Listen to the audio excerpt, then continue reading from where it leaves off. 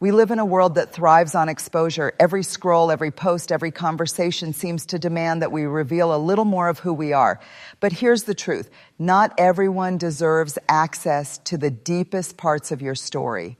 Protecting what you know, what you feel, and what you plan is not secrecy, it's wisdom.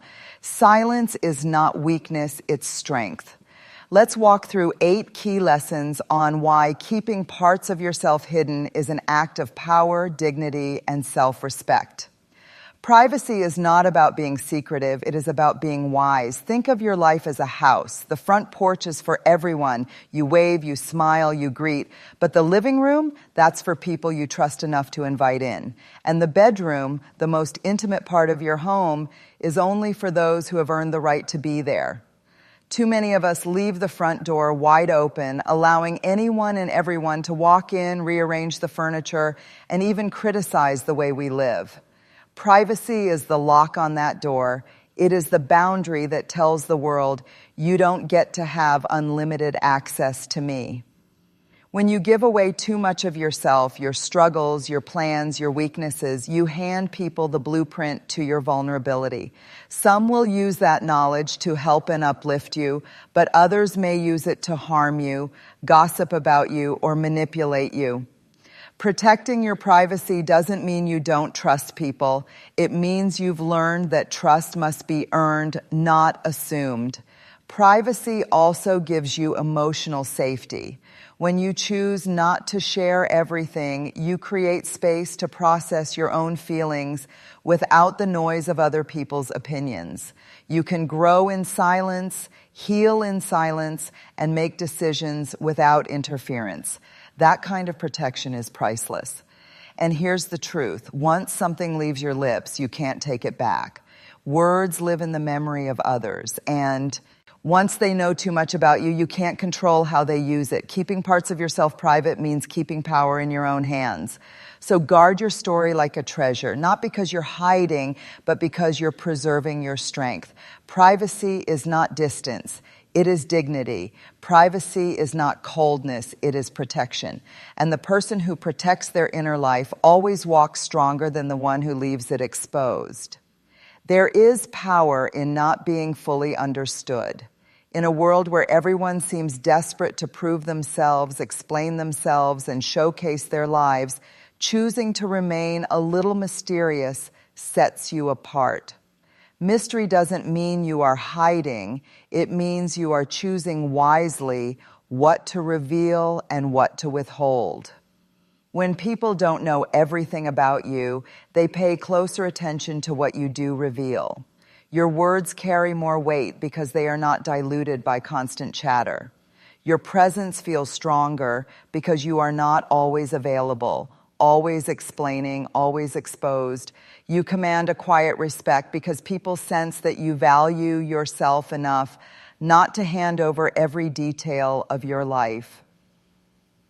Think about the people you admire most. Chances are it's not the ones who overshare every little thought, feeling, and plan.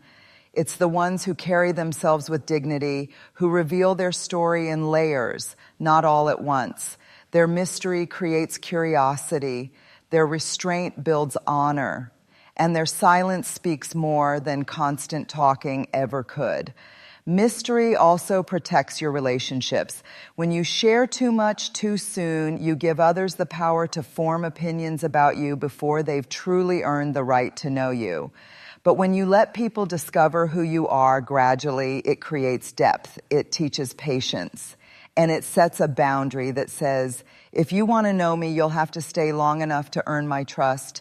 Most importantly, mystery builds self-respect. It reminds you that your life is not a stage for everyone's entertainment.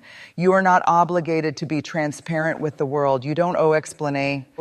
It's a hard truth, but one we must face with courage. Not everyone in your life is cheering for you. Some people smile in your presence, but secretly compete with you in their hearts. Others clap for your success on the outside while quietly hoping you stumble. This is why guarding your personal life is not just wise, it is essential. When you share too much about your dreams, you open the door for doubt to creep in, not just from others, but into your own spirit.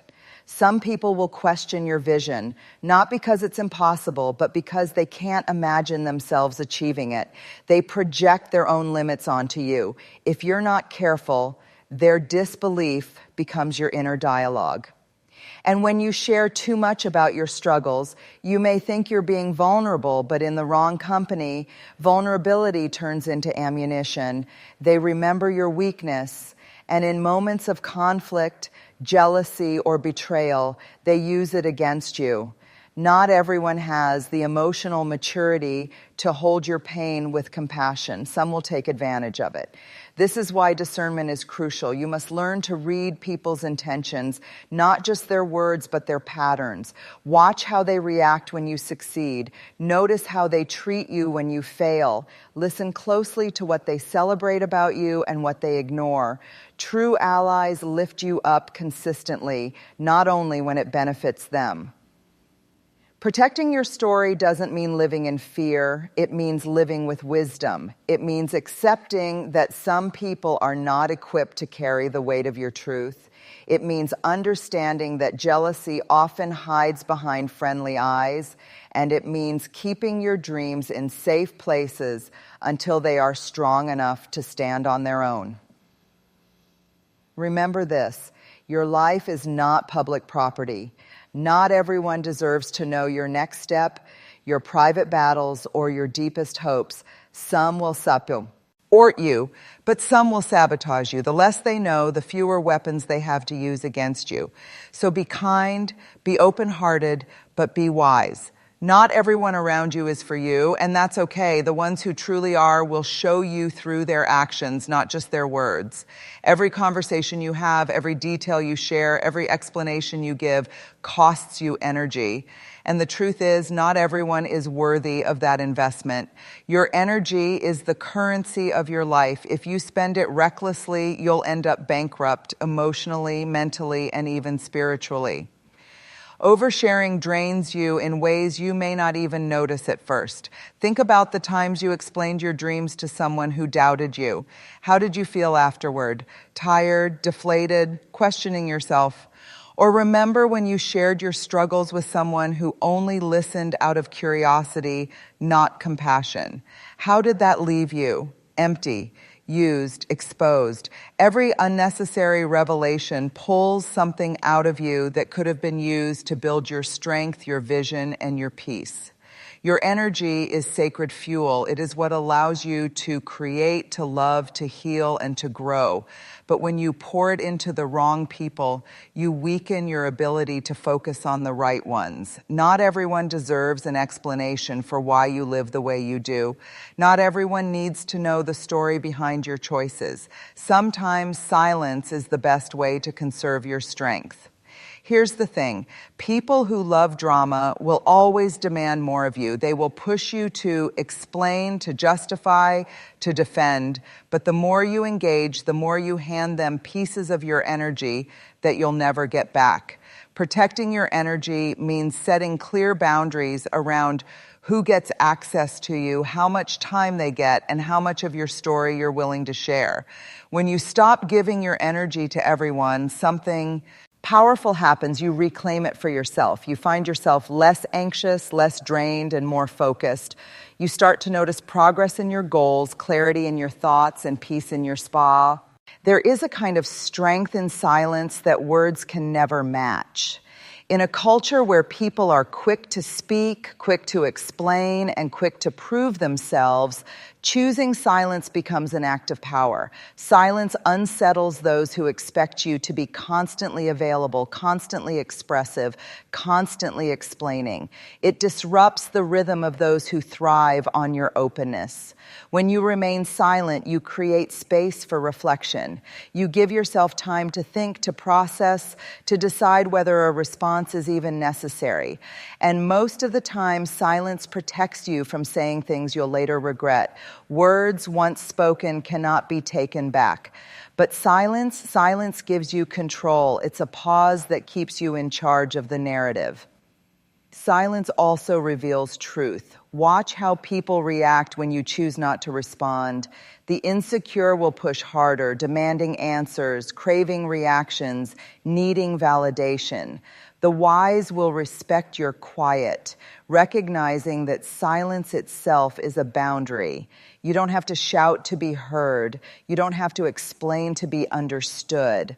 Sometimes your refusal to respond says more than an entire speech ever could. Even in conflict, silence can be a shield. Arguments lose power when you don't feed them with your words. Gossip dies when you refuse to confirm or deny it. And criticism becomes meaningless when you choose not to give it the energy of your response. Your silence in those moments says, I know who I am. I don't need to prove it to you. Silence doesn't mean weakness. It means wisdom. It doesn't mean avoidance.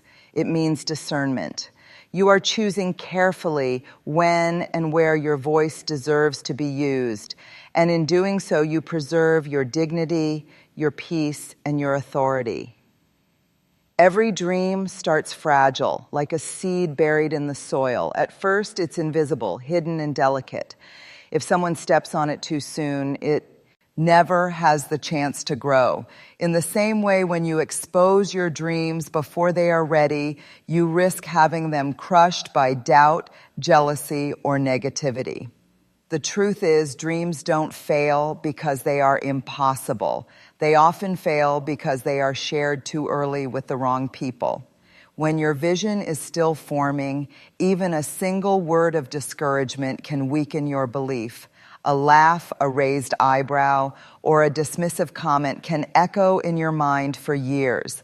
That's why you must guard your dreams as fiercely as a mother protects her newborn child. Not everyone deserves to hear what you are building. Not everyone can see what you see. Your dreams need privacy in their early stages. Privacy gives them space to grow roots, to find strength, and to take shape without the interference of other people's doubts. It's not about being secretive. It's about being wise enough to know that a fragile seed cannot survive a storm. You don't plant a seed and then dig it up every day to show others how it's doing. No. You let it grow in silence, in darkness, until it is strong enough to rise above the soil. When the time is right, when your dream has matured, you won't need to announce it. People will see it. A tree doesn't tell you it's alive. Its fruit speaks for itself. In the same way, when your dream has grown strong, your results will speak louder than any explanation you could give. So be patient with your vision, protect it, nurture it in quiet places where only your faith and your effort have access, and trust that when it's ready, it will stand tall enough for the world to notice on its own. Your life is not an open book for everyone to read. Your struggles, your fears, your regrets, and your deepest hopes are not for casual conversation. They are sacred, and they should only be entrusted to people who have proven they can hold them with care. True intimacy is not about telling everyone everything. It's about carefully choosing who deserves access to the most vulnerable parts of you. Too often, we confuse openness with connection. We think that by sharing our deepest pain with someone, we are creating closeness. But closeness without trust is dangerous. It's like handing someone a fragile glass and hoping they won't drop it. Some people cannot handle the weight of your truth. They may betray it, distort it, or carry it carelessly. That's why intimacy must be earned, not demanded, not rushed, not given freely. Watch people's actions before you give them your story. Do they honor your small confessions? Do they listen without judgment? Do they keep your words safe? Or do they gossip, dismiss, or use your openness against you? The way someone treats the little things tells you whether they can be trusted with the big things. When you give away intimacy too freely, you cheapen it. You open yourself to wounds that could have been avoided.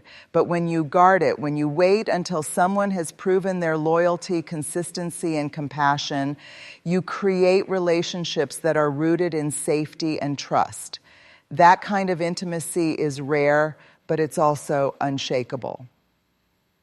Remember this, not everyone who asks deserves to know, not everyone who listens deserves to hear, and not everyone who smiles deserves access to your soul.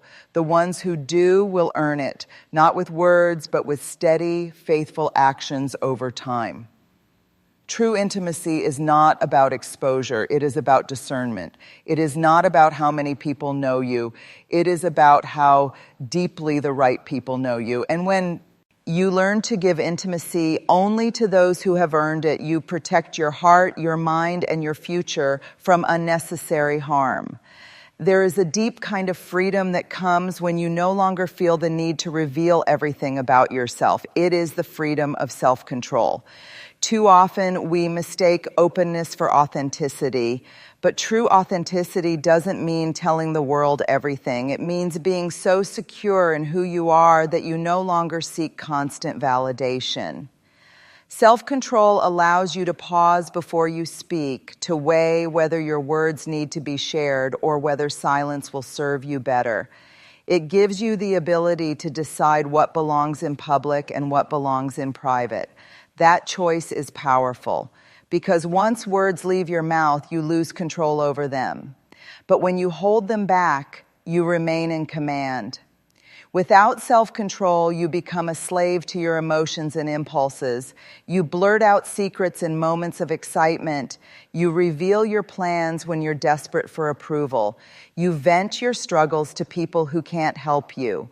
And every time you walk away feeling lighter for a moment, but weaker in the long run. Why? Because you gave away pieces of your power that didn't need to be given. With self-control, you are no longer at the mercy of others. You're not easily manipulated by curiosity.